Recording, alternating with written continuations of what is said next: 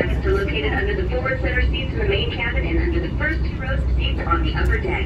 One life ring is located on the left side of the boat near the back, and one is in front of the upper deck. Other labeled safety equipment is located throughout the vessel. There is no consumption of food or alcoholic beverages or the use of any tobacco products on board. For your safety, the captain requests that you remain seated or hold on to a handrail throughout this voyage and only disembark when you hear the all ashore or two bells. Top deck passengers will be exiting to the left or port side.